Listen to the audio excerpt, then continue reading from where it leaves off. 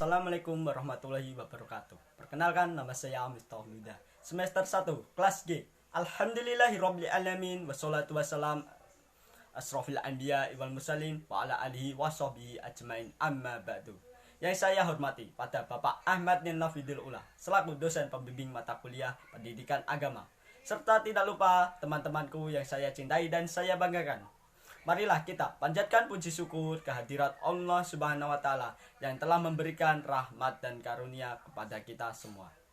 Salawat serta salam haturkan kepada junjungan Nabi Muhammad Sallallahu Alaihi Wasallam yang kita nantikan syafaatnya di yaumil kiamah nanti. Sebelumnya saya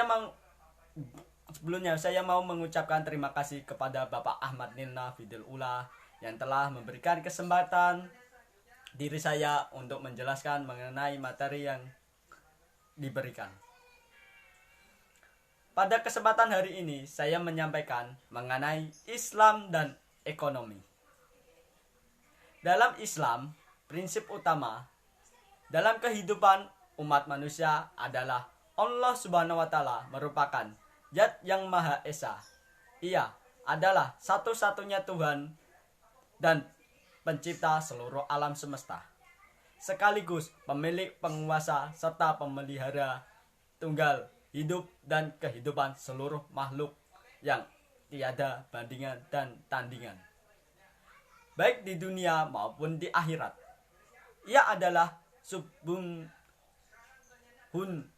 dan Kudusun, yakni bebas dari segala kekurangan, kesalahan, kelemahan, dan sebagai kepincangan lainnya, serta suci dan bersih dalam segala hal.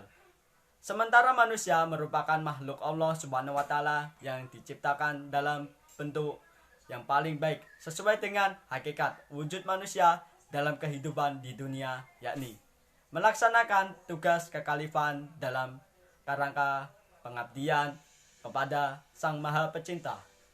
Allah Subhanahu wa Ta'ala sebagai kekhalifahannya yang di muka bumi, manusia diberikan amanah untuk memperdayakan seisinya alam raya dengan sebaik-baiknya. Demi kesejahteraan seluruh makhluk berkaitan dengan ruang lingkup tugas-tugas kekhalifahan ini, Allah Subhanahu wa Ta'ala berfirman yang artinya, orang-orang yang kami teguhkan kedudukan mereka di muka bumi ini, niscayanya mereka mendirikan sholat dan menunaikan zakat, menyuruh berbuat yang ma'ruf dan mencegah dari perbuatan yang munkar. Quran Surat Al-Hajj Juz 22 ayat 41. Ayat tersebut menyatakan bahwa mendirikan sholat merupakan refleksi hubungan yang baik dengan Allah Subhanahu wa Ta'ala. Menunaikan zakat merupakan refleksi dari keharmonisan hubungan sesama manusia, sedangkan ma'ruf berkaitan dengan segala sesuatu yang baik, dianggap baik oleh agama, akal, serta budaya, dan mungkar adalah sebaliknya. Dengan demikian, sebagai kekhalifahan Allah di muka bumi, manusia mempunyai kewajiban untuk menciptakan suatu masyarakat yang hubungannya dengan Allah baik. Kehidupan masyarakatnya harmonis, serta agama, akal, dan budaya terpelihara. Definisi ekonomi dan M. Akram kan definisikan ekonomi Islam secara definisi normatif dan dimensi positif. Ia berpendapat bahwa ekonomi Islam bertujuan untuk melakukan kajian tentang kebahagiaan hidup manusia yang dicapai dengan mengorganisasikan sumber daya alam atas dasar bekerja sama dengan partisipasi. Sedangkan Muhammad Abdul Mana mendefinisikan ekonomi Islam dengan ilmu pengetahuan sosial yang mempelajari masalah-masalah ekonomi yang diilhami oleh nilai-nilai Islam. Manakala Muhammad Najatullah As-Siddiq mendefinisikan ekonomi Islam dengan respon pemikiran Muslim terhadap tentang ekonomi kepada masa tertentu dengan berpedoman pada Al-Quran, Sunnah, akal ijtihad, dan pengalaman mursyid.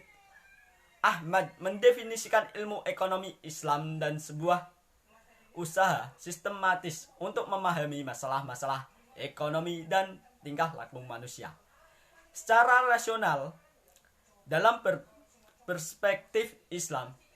Berdasarkan sebagai definisi ekonomi Islam di atas dasar disimpulkan bahwa ekonomi Islam merupakan ilmu yang mempelajari perilaku muslim yang beriman dalam ekonomi yang mengikuti Al-Quran, hadis Nabi Muhammad, ijma dan qiyas.